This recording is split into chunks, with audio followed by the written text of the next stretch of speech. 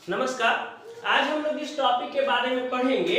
उसका नाम है extension and construction of demand, यानी कि मांग का संकुचन एवं मांग का विस्तार। ठीक है, देखिए आज हम लोग मांग का संकुचन और मांग के विस्तार के साथ साथ increase in demand and decrease in demand, यानी कि मांग में कमी और मांग में वृद्धि, दोनों को आज हम लोग क्या करेंगे, समझेंगे। ठीक है, तो सबसे पहले समझते हैं extension and construction of demand. इसके पहले वाले क्लास में हम लोग पढ़े थे कि assumption of law of demand, यानी कि मांग के नियम की क्या क्या मान्यताएं होता है, ये हम लोग पढ़े थे। ठीक है, तो चलिए हम लोग शुरू करते हैं। ठीक है, तो देखिए मांग का संकुचन क्या होता है। तो देखिए सबसे पहले मांग का संकुचन और विस्तार समझने के लिए, कंस्ट्रक्शन और एक्सटेंशन समझने के लिए सबसे पहले हम लोगों को क्या समझना पड़ेगा, लॉ ऑफ डिमांड समझना पड़ेगा, यानी कि मांग का नियम समझना पड़ेगा। तो मांग का नियम कहता है कि जब किसी वस्तु का प्राइस घटेगा, ठीक है, जब किसी वस्तु का प्राइस घटेगा तो डिमांड क्या होगा, बढ़ेगा। ठीक है ना, कि जब किसी वस्तु का प्राइस घटता है तो डिमांड बढ़ता है, ये लॉ ऑफ डिमांड है, मांग का नियम है। ठीक है, तो देखिए जब किसी वस्तु का प्राइस घटा तो डिमांड बढ़ा, तो ये जो सिचुएशन होता है, ये जो कंडीशन होता है, ये किस चीज का होता है, एक्सटेंशन का होता है। ठीक है ना, एक्सटेंशन का होता है। वही हम यहाँ पे फिगर इसका बना है, ग्राफ बना है कि देखिए जब प्राइस P था, ठीक है ना, तो क्वांटिटी डिमांड कितना हो रहा था, Q। ठीक है ना, जब प्राइस P था तो डिमांड Q हो रहा था। ठीक है ना, लेकिन जैसे ही यह प्राइस फॉल किया, प्राइस क्या किया, फॉल किया, घटा, तो क्या होगा, डिमांड Q से Q1 हो गया, यानी कि प्राइस जब P से P1 फॉल किया तो डिमांड Q से Q1 राइज कर गया। तो ये जो कंडीशन होता है इसको हम लोग कहते हैं एक्सटेंशन ऑफ डिमांड, यानी कि मांग का विस्तार। क्लियर हो गया। देखिए इसको फिर से समझते हैं कि जब किसी वस्तु का प्राइस घटता है तो उसका मांग बढ़ता है। ठीक है, यानी कि वस्तु के प्राइस में घटने से उस वस्तु के डिमांड में वृद्धि होता है। तो ये जो स्थिति है, ये जो कंडीशन है, क्या कहलाता है, एक्सटेंशन ऑफ डिमांड कहलाता है। क्लियर हो गया। चलिए नेक्स्ट, अब हम लोग समझते हैं कि कंस्ट्रक्शन ऑफ डिमांड क्या होता है। कंस्ट्रक्शन, ये जो कंडीशन है, तो कहता है कि जब किसी वस्तु का प्राइस बढ़ेगा, ठीक है ना, जब किसी कमोडिटीज का प्राइस बढ़ेगा तो उसका डिमांड क्या होगा, फॉल होगा। ठीक है ना, समझ में आ रहा है कि जब किसी वस्तु का प्राइस बढ़ेगा मतलब कीमत बढ़ेगा तो उसका मांग घटेगा। ये लॉ ऑफ डिमांड है, पिछले वाले हम क्लास में पढ़ा चुके हैं, आपको लिंक डिस्क्रिप्शन में दे दिया जाएगा, आप उसको देख लीजिएगा, पिछले वाले क्लास का वीडियो। ठीक है ना, तो ये क्या बता रहा है कि जब प्राइस बढ़ेगा तो डिमांड क्या होगा, घटेगा। ठीक है ना, तो वही कंडीशन देखिए, सबसे पहले प्राइस जब P था, यहाँ देखिए इसका ग्राफ में बना है कि जब प्राइस P है तो ये Q क्वांटिटी को डिमांड कर रहा है। ठीक है ना, यहाँ पे जो डिमांड है वो Q है, लेकिन जैसे ही प्राइस राइज कर रहा है ना, जैसे ही प्राइस राइज कर रहा है तो क्या होगा, डिमांड इसका फॉल करेगा। नहीं, प्राइस राइज करेगा तो डिमांड फॉल होगा। इसी को हम यहाँ पे ग्राफ में दिखाया कि प्राइस जब राइज कर रहा है तो डिमांड क्या हो रहा है, फॉल कर रहा है, यानी कि क्या हो रहा है, ग्राफ संकुचित हो रहा है। ठीक है ना, तो इसी को कहते हैं कंस्ट्रक्शन ऑफ डिमांड। इसको हिंदी में कहा जाता है मांग का विस्तार। क्या कहा जाता है, मांग का विस्तार, और इसको कहा जाता है मांग का संकुचन। क्या कहा जाता है, मांग का संकुचन। ठीक है, चलिए इसको स्क्रीनशॉट ले लीजिए। अब हम लोग क्या समझेंगे, increase in demand and decrease in demand, यानी कि मांग में वृद्धि और मांग में कमी। स्क्रीनशॉट ले लीजिए सब।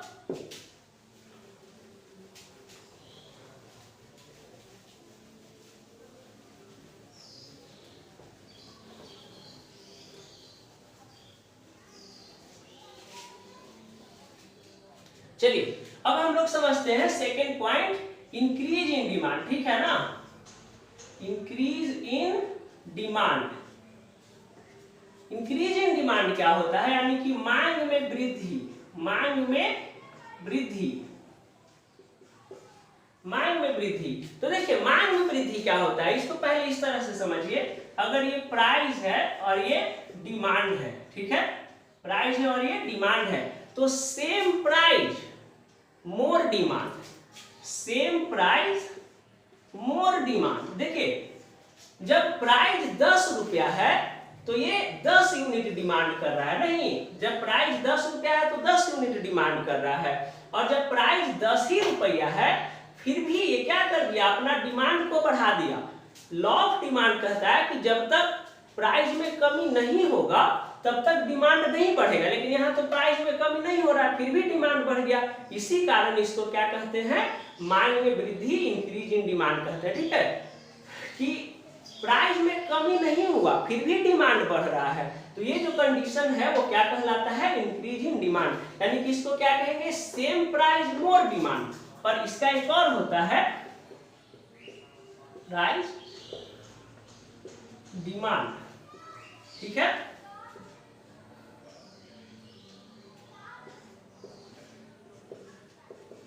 ठीक है, ये क्या हम बताए थे, सेम प्राइस मोर डिमांड, यानी कि समान कीमत पर अधिक मांग।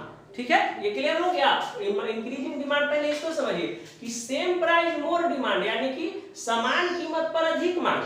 और इसके जस्ट इधर आइए तो क्या कह रहा है, मोर प्राइस सेम डिमांड। मोर प्राइस सेम डिमांड कहने का मतलब कि मोर प्राइस सेम डिमांड कहने का मतलब हुआ कि अधिक कीमत पर समान मांग। तो ये जो कंडीशन हुआ, ये जो स्थिति हुआ, दोनों यही दोनों को हम लोग क्या कहते हैं, इंक्रीज इन डिमांड। इसको समझिए, मांग का नियम कहता है, लॉ ऑफ डिमांड कहता है कि यदि किसी वस्तु का प्राइस बढ़ जाएगा तो उसका डिमांड क्या हो जाना चाहिए, घट जाना चाहिए, लेकिन यहाँ प्राइस बढ़ने पर भी डिमांड नहीं घट रहा है, इसीलिए इसको हम लोग क्या कहते हैं, इंक्रीज इन डिमांड, है ना। यानी कि सेम प्राइस मोर डिमांड और मोर प्राइस सेम डिमांड, इसको हम लोग क्या कहते हैं, इंक्रीज इन डिमांड। इसको डेफिनेशन क्या कहेंगे कि when same price more demand and more price same demand, that is called increase in demand. ठीक है, अब इसका ग्राफ समझिए, दोनों का ग्राफ समझिए।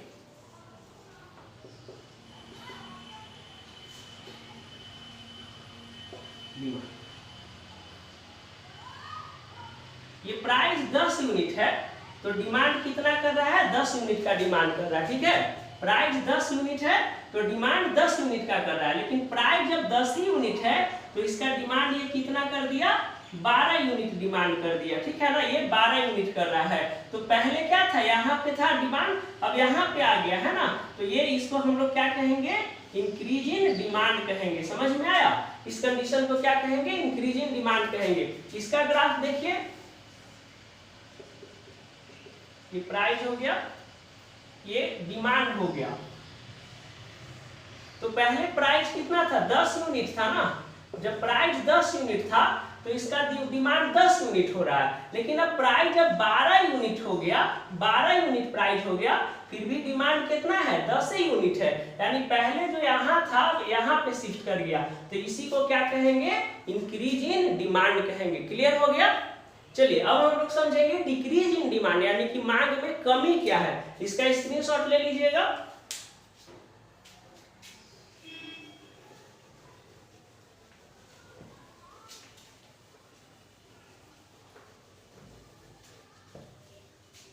डिक्रीज इन डिमांड,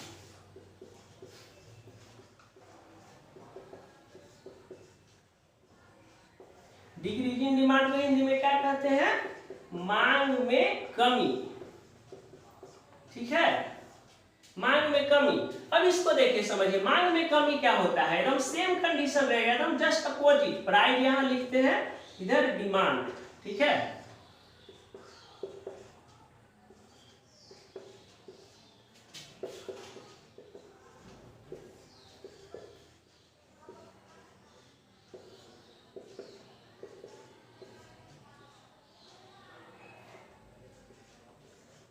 देखिए एकदम सेम है, जस्ट अपोजिट है। इंक्रीजिंग डिमांड का एकदम जस्ट अपोजिट होता है डिक्रीजिंग डिमांड, कि जब प्राइस 10 यूनिट है तो डिमांड भी 10 यूनिट है। क्लियर है कि जब प्राइस 10 यूनिट है तो डिमांड 10 यूनिट है, लेकिन जब प्राइस फॉल कर गया, घट गया, तो डिमांड कितना है, 10 यूनिट रह गया। यानी कि लॉ ऑफ डिमांड के खिलाफ है ना जी।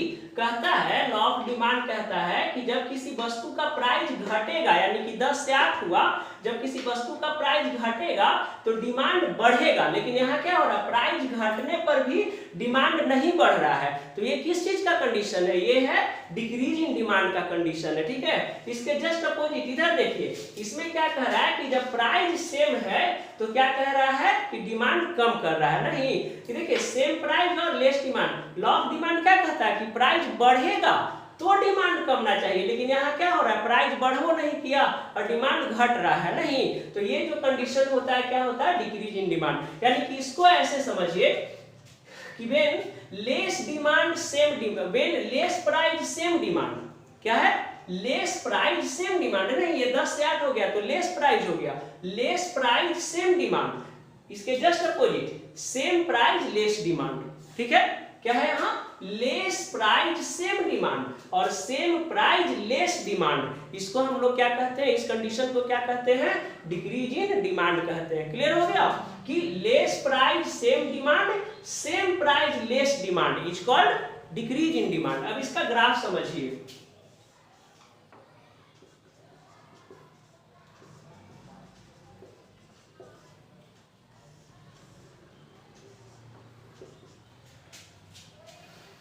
प्राइस कितना है, 10 यूनिट है, तो यहाँ पे कितना है क्वांटिटी, 10 यूनिट क्वांटिटी का ये हो रहा है, परचेज कर रहा है, डिमांड कर रहा है। अब प्राइस 8 हो गया, फिर भी कितना कर रहा है, 10 यूनिट कर रहा है, यानी पहले यहाँ था डिमांड कर, ठीक है ना, पहले यहाँ था, अब यहाँ पे हो गया, तो क्या हो गया, डिक्रीज ना कर रहा है जी।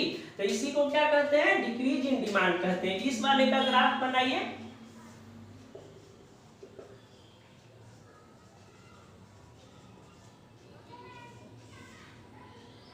ये प्राइस 10 है तो डिमांड 10 कर रहा है। अब प्राइस 10 से है लेकिन डिमांड कितना कर रहा है, 8 यूनिट कर रहा है, ये भी क्या हो गया, घट गया, पहले यहाँ था अब यहाँ आ गया, तो ये भी क्या हो रहा है, घट रहा है। तो ये जो कंडीशन है क्या कहलाता है, decrease in demand. I hope आप ये 3 टॉपिक कौन कौन, extension and construction of demand, increase and demand और डिक्रीज इन डिमांड, ये तीनों को आप अच्छा से समझ गए होंगे। जय हिंद।